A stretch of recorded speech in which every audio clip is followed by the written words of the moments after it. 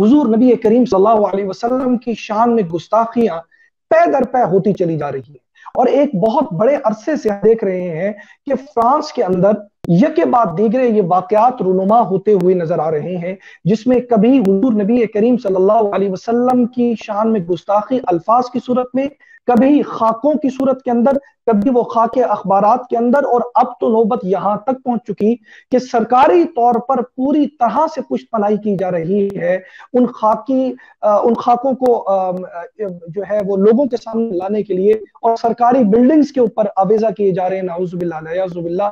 मैं कहूंगा हजरत ये इस हवाले से भी अपने ख्यालात मुस्तफीज फरमाएंगे कि ये क्यों हो रहा है बार बार, और इस कदर हर धर्मी के साथ कि पूरी दुनिया में वो मुसलमानों को ये शो करवा रहे हैं, ये पावर शो करवा रहे हैं कि गर्चे हम अकेले हैं, लेकिन अगर किसी में कोई दम है तो हमें आकर रोक कर दिखाए। मैं चाहूंगा इस हवाले से भी आप अपने ख्यालात से मुस्तफीज फरमाएं। देखिए, सबसे पहली बात तो ये है कि इस सिलसिले में मैं समझता हूँ कि बहुत बड़ा मुजरिमाना किरदार हमारी उम्मत मुस्लिमा के हुक्मरानों का है। देखें, जब कोई एक ऑर्गेनाइजेशन होती है, एक मुल्क की सतह की कोई जमात, पार्टी, तंजीम होती है, तो फिर उसका जवाब किसी और मुस्लिम मुल्क की जमात, ऑर्गेनाइजेशन, तंजीम और पार्टी को देना होता है। कोई एक इनफरादी तौर पर खड़े होकर कोई हरकत करता है, उसका जवाब इनफरादी सतह पर होता है।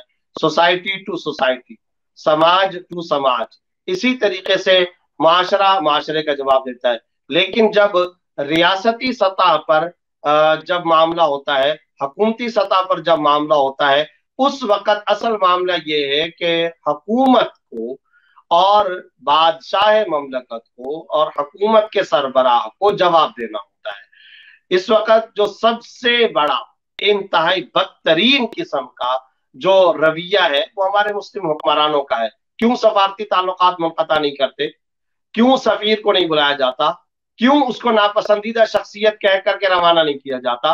अगर कोई किसी मुल्क के खिलाफ कोई हड़ताल, कोई जलसा जुलूस कर ले, तो होता यह है कि जनाब उसके सफीर को दफ्तर खारजा में तलब किया जाता है। यकीनन करना चाहिए, बिल्कुल सही है। हर मुल्क की अपनी एक खुद मुख्तारी का तस्वर होता है, अपना एक कल्चर होता है, अपनी एक इज्जत होती है, अपना एक जहन होता है, उसके मुताबिक। लेकिन क्या ये सारी की सारी बातें बड़ी हैं और नामूस रिसालत नौजुबिल्लाह कोई छोटी चीज है? अरे ये सब के सब ममालिक, पूरी उम्मत मुस्लिमा, 1.5 अरब मुसलमान कुर्बान हैं और खाक हो जाना अपने लिए सआदत समझते हैं सरकार दो आलम सल्लल्लाहु अलैहि वसल्लम के नालैन मुबारक की खाक पर। तो असल बात यह है कि हमारा जो हुक्मरान तबका है, अशराफिया तबका है, अरबाब इख्तदार तबका है, उनकी बड़ी शदीद किस्म की मुजरिमाना गफलत है। आलमी अदालत इंसाफ के अंदर लाजमी तौर पर बहुत आसानी के साथ हुकूमत वक्त मुकदमा दर्ज करा सकती है। आमतौर पर यही होता है, मैंने कल मीडिया के अंदर भी ये बात की है। आमतौर पर होता क्या है, वकीलों को हायर करने में फीस लगती है ना, तो आप इंटरनेशनल कोर्ट के जितने वकाला हैं उनका बोर्ड ऑफ लॉयर्स तश्कील दें। आपके पाकिस्तान, अरब, कराची, अरब, यूरोप के अंदर बेशुमार बिजनेसमैन, मुसलमान ताजिर मौजूद हैं जो 1 रुपए की जगह पर 1 करोड़ रुपया देने के लिए भी तैयार हैं। किसी हुकूमत को कोई खर्चा बर्दाश्त नहीं करना होगा। इस उम्मत में उशाक़ रसूल मौजूद है जो अपनी जानें कुर्बान करने के लिए भी तैयार है, और सुबह शाम हम ये मनाजर देखते हैं। तो ये है असल मामला कि आलमी अदालत इंसाफ के अंदर बाकायदा मुकदमा दर्ज कराया जाए। और मैं ये बताऊं, इन्वायरमेंट बनी हुई है, माहौल बना हुआ है। अभी 2 साल पहले अक्टूबर के अंदर वियना की एक जिले अदालत ने, एक खातून है, उसका नाम है एलिजाबेथ सबाडोक, उस खातून ने एक सेमिनार के अंदर तौहीन रिसालत का इर्तिकाब किया।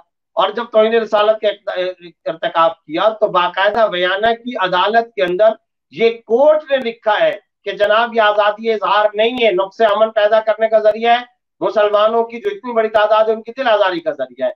अच्छा, बात यहाँ खत्म नहीं हुई। फिर ये अपील ये खातून लेकर के गई, ये मलऊना खातून यूरोपीय अदालत के अंदर गई है। और आप हैरान होंगे, अक्टूबर 2 साल पहले की बात है, यूरोपीय अदालत के 7 जजेस ने वियना की जिले अदालत के उस फैसले को बरकरार रखा और उन्होंने लिखा है आजादी इजहार में और गुस्ताखी में फर्क किया जाए, आजादी इजहार में और दिल आजारी में फर्क किया जाए।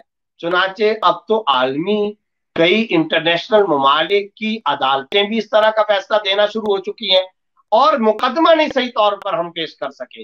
बात यूं करने की जरूरत है कि लिखो हजरत मूसा अलैहिस्सलाम का नाम, हजरत ईसा अलैहिस्सलाम का नाम, सारा अलैहिस्सलाम का नाम, सुलेमान अलैहिस्सलाम का नाम, इब्राहिम अलैहिस्सलाम का नाम, दाऊद अलैहिस्सलाम का नाम, और तमाम आसमानी किताबों बशमूल कुरान करीम, बशमूल हजरत मोहम्मद मुस्तफ़ा सल्लल्लाहु अलैहि वसल्लम, इस तरह तौहीन अंबिया, तौहीन कुतुब समाविया को इंटरनेशनल टेररिज्म और आलमी दहशतगर्दी करार दिलवाया जाए। मुस्लिम ममालिक क्या ये काम नहीं कर सकते? इस वक्त सबसे ज्यादा कमजोर तरीन रद्द अमल देने वाला जो इदारा है वो OIC है। सारी दुनिया की उम्मत मुस्लिमा OIC की तरफ मुतवज्जह होते हैं, लेकिन जरा बताइए आज तक कभी किसी मौजू पर OIC ने उम्मत मुस्लिमा के कलेजे ठंडे किए? आज तक किसी मौजू पर क्या OIC ने कोई अपना जबरदस्त फाल और बहाल किरदार अदा किया है? हरगिज नहीं। मायूसी के समंदर है, गहरे समंदर है, कुछ नहीं मिलेगा आपको वहां से। कयादत का फुकदान है। आलम इस्लाम कुछ और अंदाज में सोचता है, कयादतें कुछ और अंदाज में सोचती है। हुक्मरान अपने आवाम की नुमाइंदगी नहीं करते, हरगिज नहीं करते। और वेस्ट को, यूरोप को, मुस्लिम दुनिया में ऐसे ही हुक्मरान काबिल कबूल है। अगर वो आवाम की नुमाइंदगी करते तो मुझे आप बताइए, मुस्लिम ममालिक को तो छोड़ दीजिए, खुद फ्रांस में क्या हुआ है? क्या चार्ली एब्डो के दफ्तर पर सन 2015 में हमला नहीं हुआ?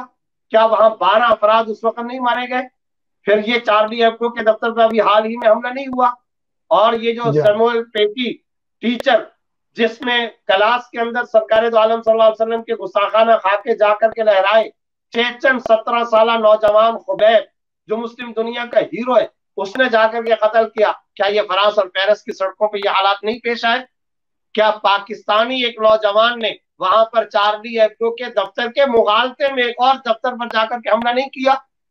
किस वजह से ये सारे वाकयात पेश आ रहे हैं? क्या आज कोई हुक्मरान नहीं है जो जाकर के आलमी दुनिया में चीखे, धाड़े, शोर मचाए, चिल्लाए कि जनाब फ्रांस का सदर सिर्फ जहनी तौर पर दीवालिया या जहनी तौर पर दीवानापन का इजहार नहीं कर रहा, आलमी टेररिस्ट है, इंटरनेशनल टेररिस्ट बन चुका है, आलमी दहशतगर्दी का इर्तिकाब कर रहा है, दुनिया के अमन को खतरे में डाल दिया है, जंगों के अंदर झोंक इंसानियत को झोंकना चाह रहा है, और दुनिया और आलम इस्लाम को लड़ाना चाह रहा है, इंसानियत को खतरे में डाल रहा है। इंसानियत को ये है अपना मुकदमा पेश करने के अल्फाज कि इसने ह्यूमन राइट्स की खिलाफ वर्जी करने का मुर्तकिब ये हो रहा है। इंसानियत को ये दरअसल खतरे में डाल रहा है, इंसानियत को खतरे में डाल रहा है। कोई है नहीं है सवाए रजब तैयब अर्दगान के। हमारे वजीर आजम पाकिस्तान साहब ने खत लिखा, बहुत अच्छा काम किया, काबिल तासीन है। मैंने कल मीडिया पर भी इसकी तासीन की है, और फेसबुक के सरबराह मार्क जिकरबर्ग को खत लिखा है, बहुत अच्छा काम किया। और उस खत के अंदर उन्होंने लिखा कि जनाब ये इकदाम तशद्दुद को, बदअमनी को और इंतहा पसंदी को, नफरत को फरोग दे रहे हैं। बिल्कुल सही है, लेकिन मैं ये कहना चाहता हूँ ये इकदाम काबिले तहसीन जरूर है, मगर इंतहाई नाकाफी है, इंतहाई नाकाफी है। आप बाकायदा बोर्ड ऑफ लॉयर्स तश्कील दें, आप कानून साजी की तरफ आए, आप इसका मुकदमा पेश करें, OIC को जगाएं।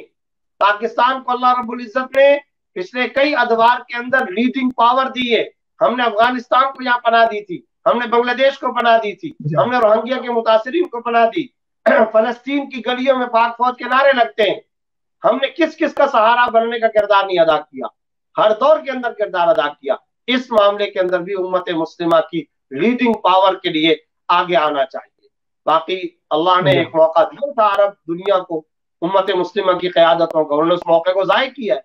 अब वो क़यादत अरब से अजम की तरफ मुंतकिल होने जा रही है, चाहे वो तैयब अर्दगान की तरफ आए, चाहे वो पाकिस्तान की तरफ आए, चाहे वो मलेशिया की तरफ आए, चाहे वो इंडोनेशिया की तरफ आए, लेकिन अब वो क़यादत वहां से मुंतकिल हो रही है, इसलिए कि वो उम्मत मुस्लिम और आलम इस्लाम की सही नुमाइंदगी नहीं कर सके। तो मैं ये अर्ज करना चाहता हूँ कि इन जैसे गुस्ताखाना हरकतों का और वारदातों का और इन खाकों का जवाब खुद उम्मत मुस्लिमा के हुक्मरानों को देना चाहिए, भरपूर और मुअस्सर जवाब देना चाहिए।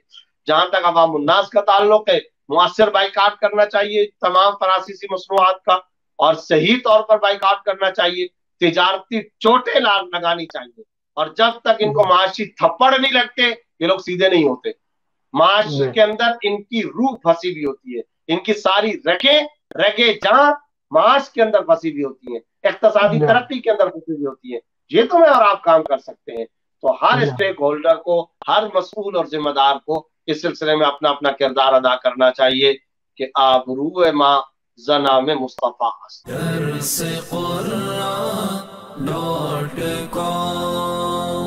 www.darsequran.com